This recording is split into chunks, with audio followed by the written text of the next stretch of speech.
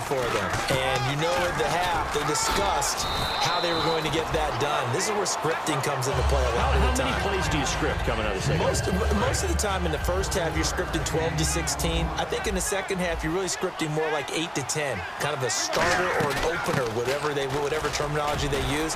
Just something to get you off to a quick start. And he'll be brought down shy of the 40 at the 38-yard line. So many teams want to throw the ball in this situation nowadays, but I love watching a team that has enough confidence to go ahead and run the football in that situation.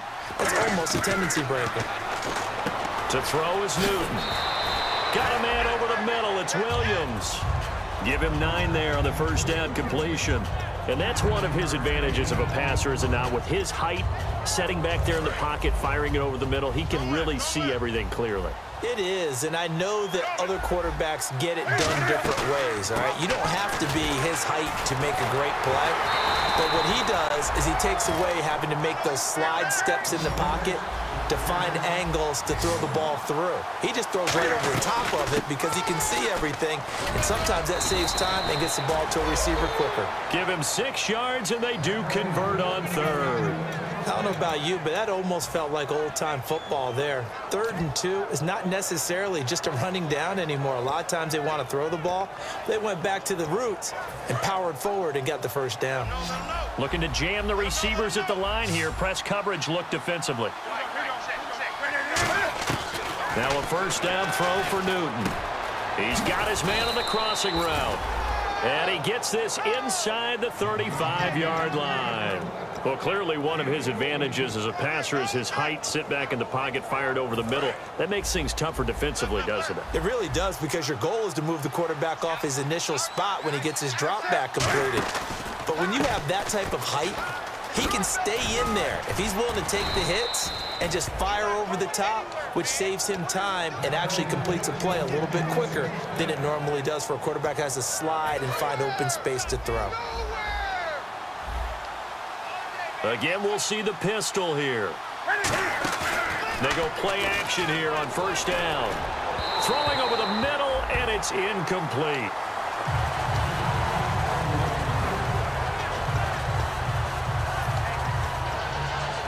Second down here after the incomplete pass.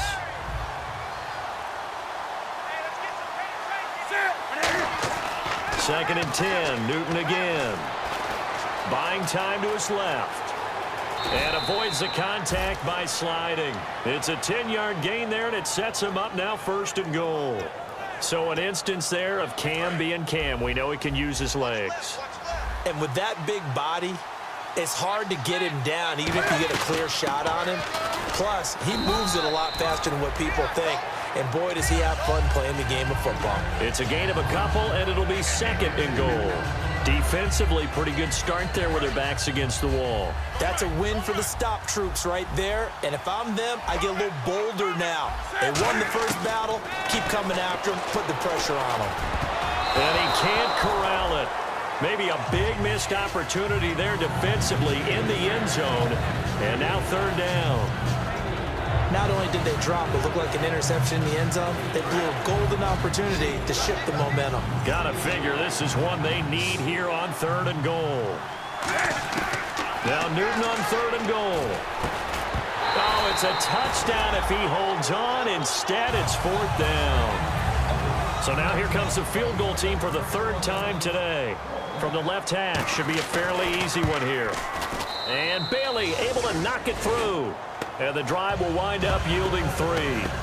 So that one is his 3rd of the game. Now, if you're wondering, that's only halfway to his career high, as he once had 6 field goals. Brandon, what, 6?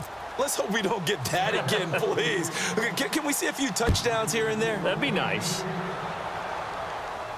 This will be taken in at the 1.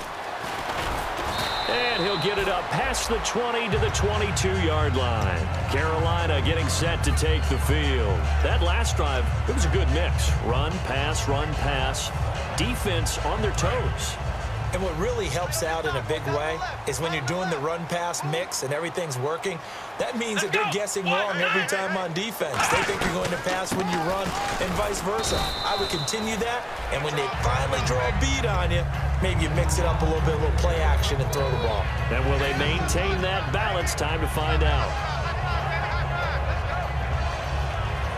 And after the play on the ground, that brings up second down here. Here we go. What? Ohio. Flex round. Let's go. What? 90. Second down, Prescott. He's going to launch this thing way downfield. And he's unable to grab it. Thought he might have had position, couldn't hold on, third down. And when all else fails as a defender, when you're not there in the coverage, your best friend is exactly what we saw there. A big play shot taken by the offense. Unfortunately, it ended in a big drop. Here's Prescott, and he gets it to Funchess complete. A big third down conversion with a gain of 28. But it appears that they read man defense and went to the out route. And what you have to do on that one as a receiver is got to make sure he works the defender towards the middle of the field to give himself space to cut to the outside and have that ball delivered with good timing, and they got it done. Check. Here we go. What? 90. Flex round. Let's go. Watch twist. On 1st and 10, Prescott. And the tip there altered the ball flight, and it falls incomplete. It'll be second down. Well, we're not playing 3 yards in a cloud of dust football anymore. I kind of get why those old school coaches sometimes didn't want to throw the football. Because if it's popped up in the air, it almost turns into slow motion, and both sides trying to get to the football, and you're holding your breath wondering whether it's going to go good or bad for your team. Let's go.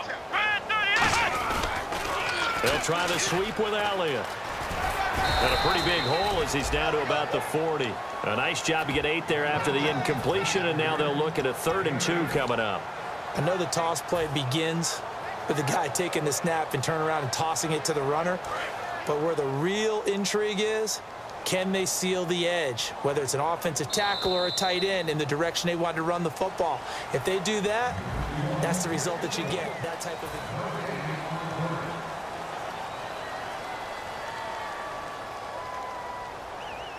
Offense coming up, needing 2 yards on 3rd down. Ohio. They come out here in the eye. They'll try and run for it with Elliott. No gain there on the play, and that's going to leave them with a 4th down.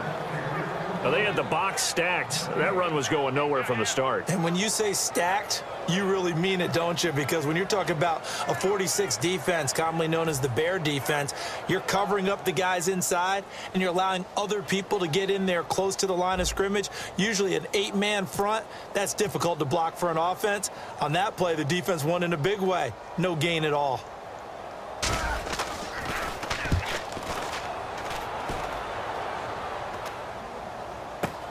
This is taken around the 12.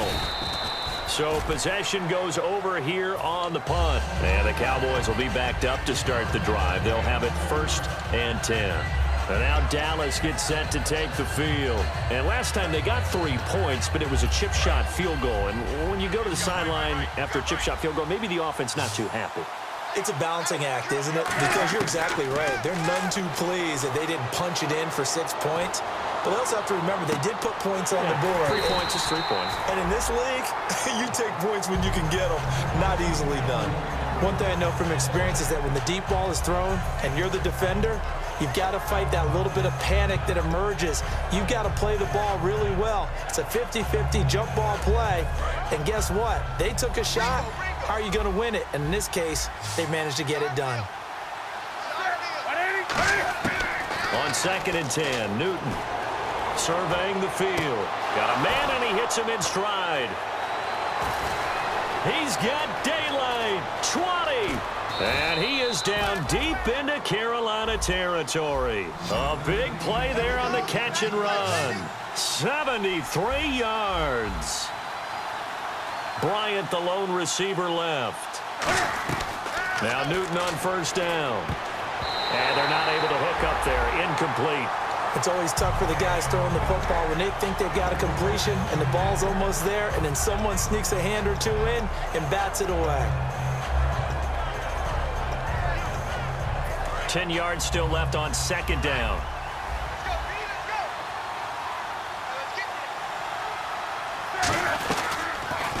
Here's the option going right. Able to get away. That's right. And he'll take it into the end zone for a Cowboy touchdown. Cam Newton with touchdown number 8 on the year. And the Cowboys cut into that lead. And that touchdown ends a streak, for lack of a better word, of 3 field goals that they put on the board previously. They finally cracked the code. Yeah, they've been down there. They've been in enemy territory, as you said. They just hadn't been able to punch it in until that point. This will be taken to the back of the end zone. And a nice job there as he gets this one up just shy of the 35-yard line at the 34.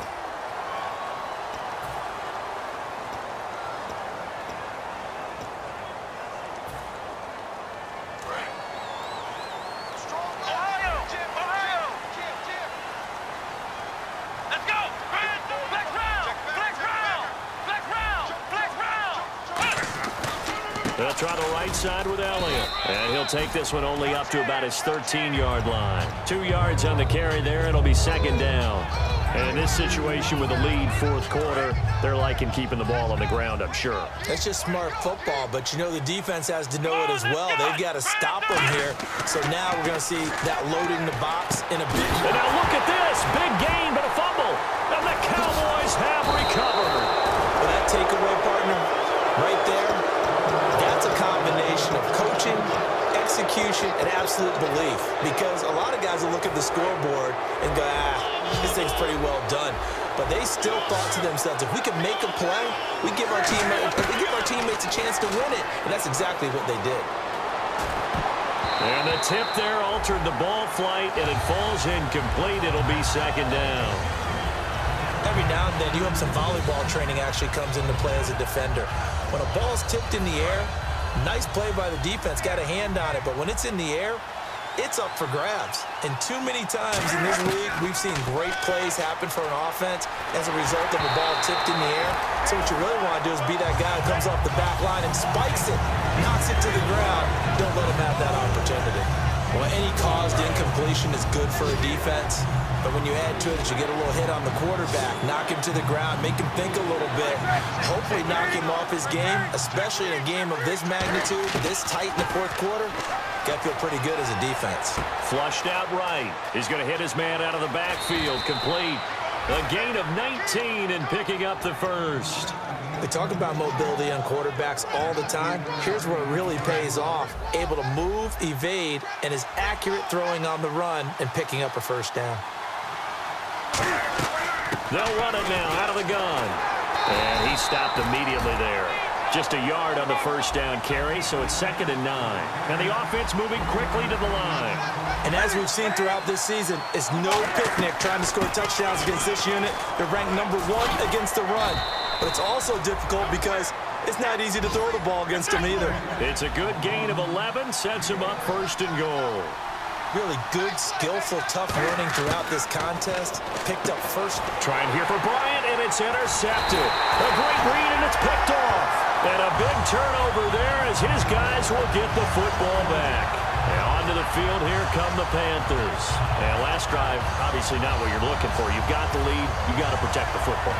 So in other words, someone got lucky because they've been moving the ball really well and wearing them down. In this case, though, giving up the football doesn't make them very happy. They can't wait to get back out there and atone for it. Yeah, try to atone for it here on this drive. Oh, incomplete. A turnover would have really helped there. Almost intercepted. Instead, it's just 2nd down. Well, so they just got the football on an interception. They almost gave it right back the same way. And, you know, when you look over to the bench after that type of a play, number 1 is pure relief. Didn't give it up. But it's not the coach you're worried about yelling at you. It's those guys on defense who just intercepted the pass who want to break over there. Hey, take care of the football, man. It's a loss of 4. Now 3rd down. The fourth quarter here, they've got the lead. They want to keep it on the ground. That's what they're doing. Smart football. Keep the clock grinding. Keep it going. But you got to figure now, they're going to see more people stacked up in the line of scrimmage as they try and bleed it out. They play fake to Elliott. Now Prescott gets it to Benjamin. It's caught. And he takes this one just shy of midfield all the way to the 49. And a big